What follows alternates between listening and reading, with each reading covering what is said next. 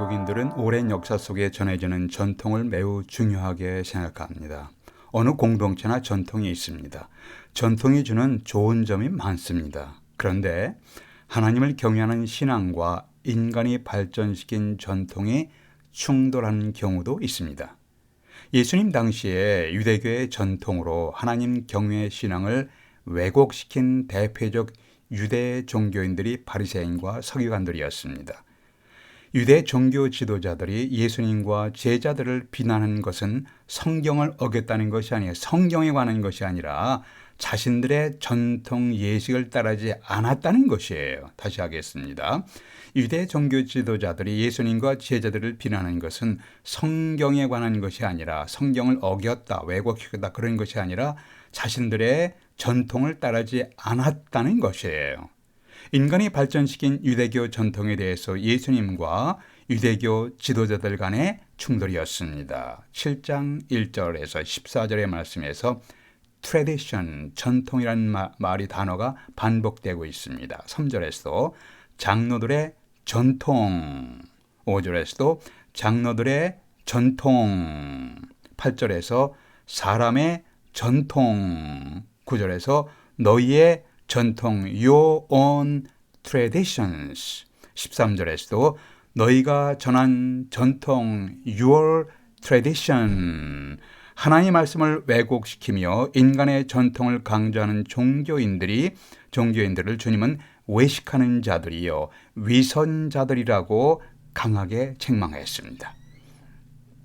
이렇게 외식하는 유대 종교인들의 예배에 대해서 6절에서 주님은 입술로는 나를 존경하되 마음은 내게서 멀리 있도다라고 하셨습니다. 7절에서도 나를 헛되이 경배하는도다라고 묘사했습니다.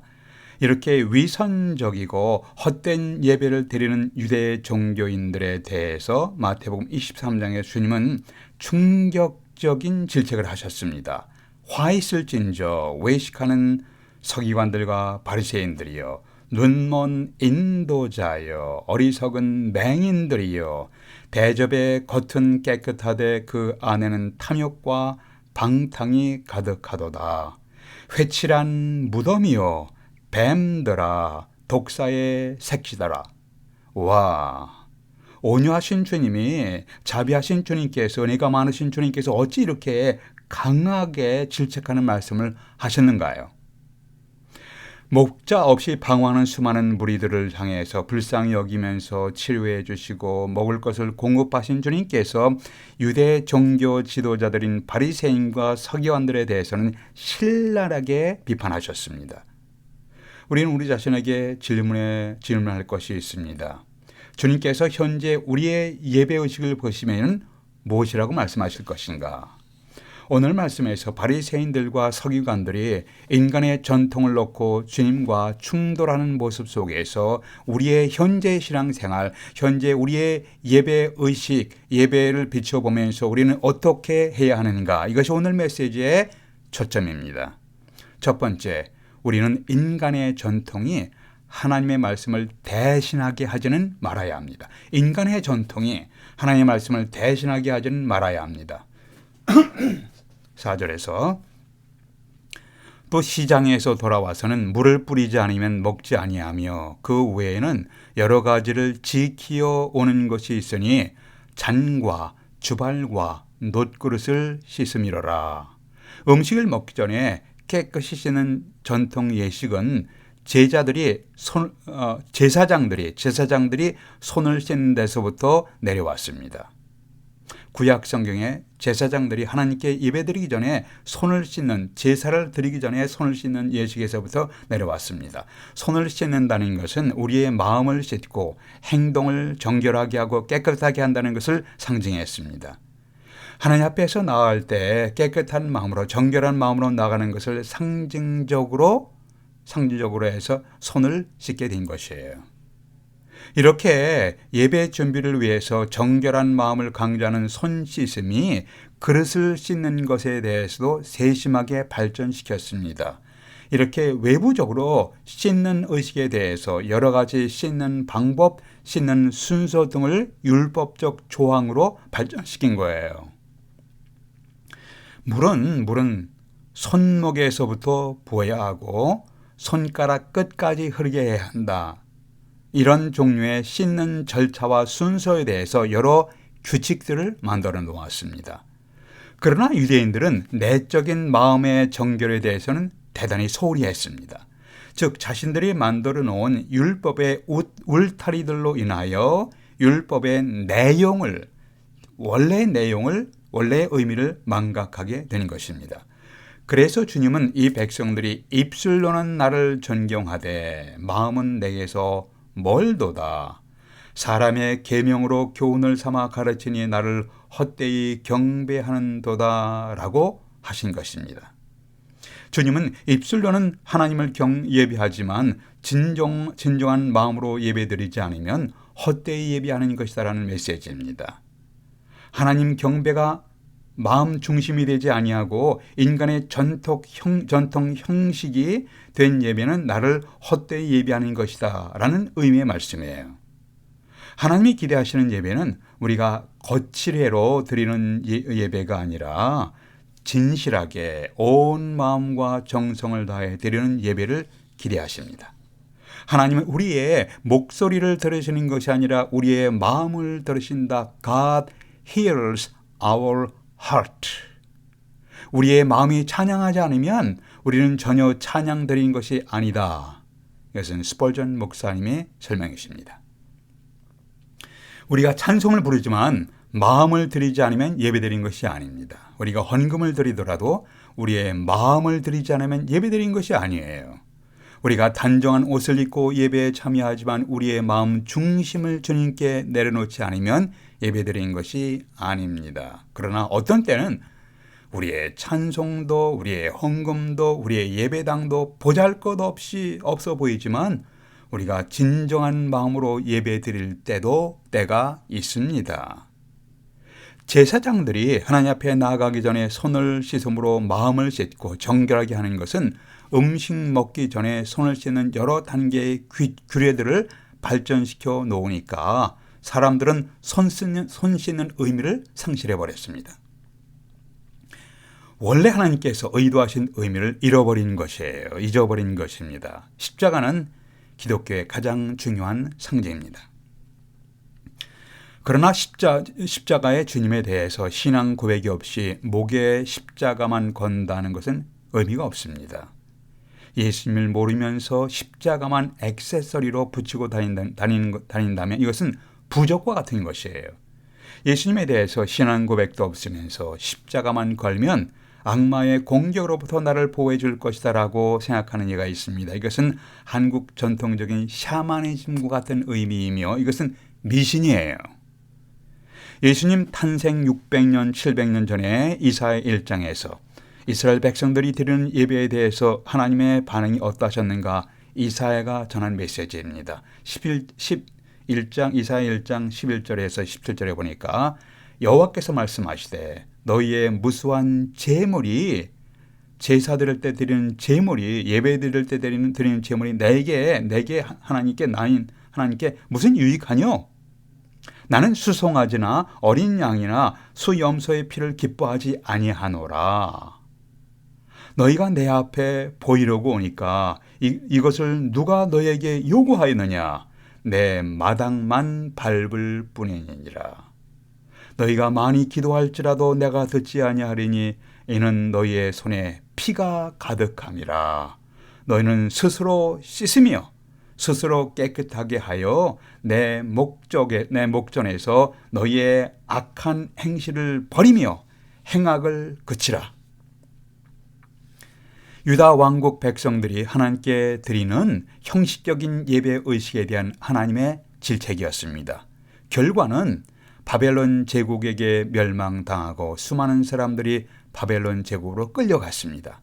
과거 이스라엘 백성들의 조상들이 행했던 예배 의식을 예수님 당시의 유대교 지도자들이 그대로 이어받아서 바리새인과 서기관들이 그대로 행하고 있었던 모습이었습니다. 그래서 주님은 이 백성이 입술로는 나를 존경하되 마음은 내게서 멀도다. 사람의 계명으로 교훈을 삼아 가르치니 나를 헛되이 경배하는도다라고 하신 것이에요. 이사야가 용서받을 길을 제시했습니다. 이사야 1장 18절에서 이제 질책하신 후에 18절에서 여호와께서 말씀하시되 오라 우리가 서로 변론하자. 너희 죄가 주홍 같을지라도 눈과 같이 희어질 것이요 진홍같이 붉을지라도 양털같이 시게 되리라. 너희가 즐겨 순종하면 땅의 아름다운 소산을 먹을 것이요 너희가 거절하여 배반하면 칼에 삼켜지리라. 여호와의 입의 말씀이니라. 하나님은 용서의 길을 제시하셨습니다. 그것은 하나님 앞에 나와서 회개하는 것입니다. 회개는 용서받고 새로운 인생을 시작하게 합니다. 오늘 말씀해 주시는 교훈 첫 번째는 우리는 인간의 전통이 하나님의 말씀을 대신하게 하지 말아야 합니다. 두 번째는 우리는 인간의 전통이 하나님의 말씀을 폐기하게 하지는 말아야 합니다. 없애버리는 거예요. 주님은 9절에서 이렇게 말씀하십니다. 너희가 하나님의 말씀은 버리고 사람의 전통은 지키는구나 하면서 안타까워하셨습니다. 유대인들은 전통과 형식을 대단히 중요시하는 민족이었습니다. 그 도가 지나치기에 하나님 말씀을 오히려 저버리는 비극이 발생했습니다. 우리는 전통이 하나님의 뜻에 합당한지를 늘 점검해 보아야 합니다. 전통이 잘못 발전되면 하나님의 말씀을 폐기해버리는 경우가 생길 수도 있습니다. 예를 들어서 유대인들은 안식일을 지키기 위해 여러 가지 하지 말아야 할 금지 조항을 만들어 놓았습니다. 안식일에 거울을 보는 것이 금지되었습니다. 왜냐하면 거울을 볼 때 흰 머리카락이 보이면 그것을 뽑아내려는 유혹에 빠지게 됩니다. 그래서 안식일에 머리카락을 뽑게 되면 이것은 안식일을 범하는 죄가 되기에 거울을 보지 말라는 규정이 생겼습니다. 또한 안식일에 의치, 이제 가짜로 만든 치아가 있죠. 그걸 끼지 못하게 했습니다. 실수로 의치를 빠뜨렸을 경우에 그것을 집어 올려야 하는데 그것은 안식일에 하지 말아야 하는 일을 행하게 되는 것이기에 안 된다는 것이에요.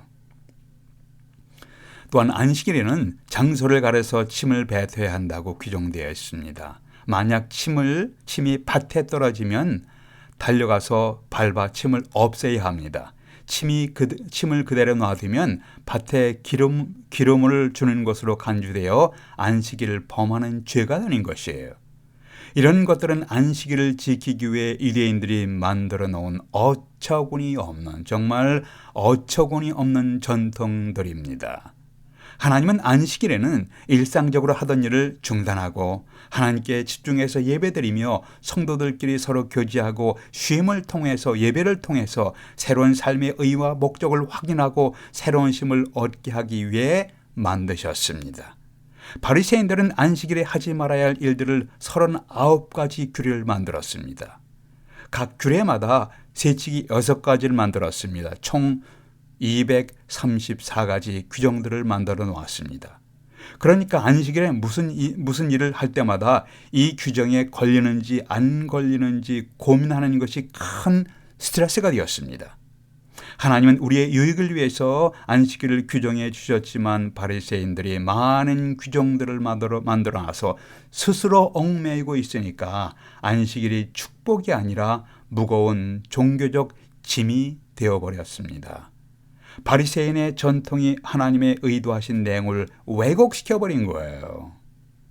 또한 10절, 11절에 보니까 모세는 내 부모를 공경을 하고 또 아비나 어미를 회방하는 자는 반드시 죽이리라 하였거늘 너희는 가라되 사람이 아비에게나 어미에게나 말하기를 내가 드려 유익하게 할 것이 고르반 곧 하나님께 드림이 되었다 하기만 하면 그만이라. 이 고르반이라는 것은 하나님께 드림이라는 의미를 갖고 있습니다. 유대인들은 5번째 계명을 잘 알고 있었습니다. 내 아버지와 어머니를 공경하라. 이것은 나이든 부모님을 돌봐야 한다는 의미입니다. 여러분이 부모님을 공경하는 것은 분명한 하나님의 뜻을 행하시는 것입니다. 그러나 전통에 따르면 유대인 전통에 따르면 자기들의 소유를 고르반 선포하면 하나님께 드렸다. 고르반이라고 선포하면 부모님을 공경하기 위해서 물질을 사용하지 않아도 되었습니다. 왜냐하면 고르반은 하나님께 드림이 되었다는 것입니다. 이것이 인간이 발전시켜 놓은 전통이었습니다. 당연히 부모님을 섬기고 도와드려야 하는데 고르반이라고 하면서 하나님께 드리기로 약속했기에 부모님을 돌보아 드리지 않아도 된다라고 간주했습니다. 이것은 부모님을 공경하고 싶지 않은 마음을 신앙적 전통이라는 제도 아래 숨긴 것이에요. 사람들은 이렇게 말합니다. 나는 부모님을 도와드리고 싶지만 이미 내 재산을 고르반했기 때문에 도와드릴 수가 없다라는 것이에요. 실제로 하나님께 드리지도 않으면서 이렇게 말합니다. 이것은 부모님을 공경하라는 하나님의 명백한 말씀을 전통과 제도를 이용하여 책임을 회피하는 거예요. 이것은 전통을 이용하여 하나님의 말씀을 거부하는 모습입니다. 우리 한국인들은 부모님을 공경하며 이웃들과 상부상조하며 공동체 의식을 갖는 좋은 전통 관습들이 있는데 이러한 전통들은 계승 발전시켜야 할 아름다운 것들입니다. 그러나 우리의 전통적인 신앙생활과 예배 의식에는 하나님의 말씀을 저버리거나 폐기하게 만드는 것이 있는지 살펴보며 점검해야 합니다. 오늘날 우리의 인생을 누가 우리에게 이렇게 허락해 주셨습니까? 그것은 창조주 하나님이십니다. 내 인생을 주신 하나님께 나는 어떻게 예배 드릴 것인가? 이것이 우리의 삶에 던져야 할 중요한 질문입니다. 나는 하나님을 어떻게 예배하고 있는가? 우리들은 하나님을 어떻게 섬기면서 경외하고 있는가? 이 질문 앞에 신실하게 응답하게 되시기를 바랍니다. 기도하시겠습니다. 아버지 하나님, 저희들이 진실하게 예배드리며 진실하게 신앙 고백하도록 저희들의 마음을 인도해 주시옵소서. 겉사람의 모습만 내세우고 속사람은 텅 빈 껍데기가 되지 아니하도록 저희들의 삶을 하나님께서 도와주시옵소서. 하나님 앞에 저희들의 삶이 진실되게 하여 주시옵소서. 우리 주 예수 그리스도의 이름으로 기도하옵나이다. 아멘.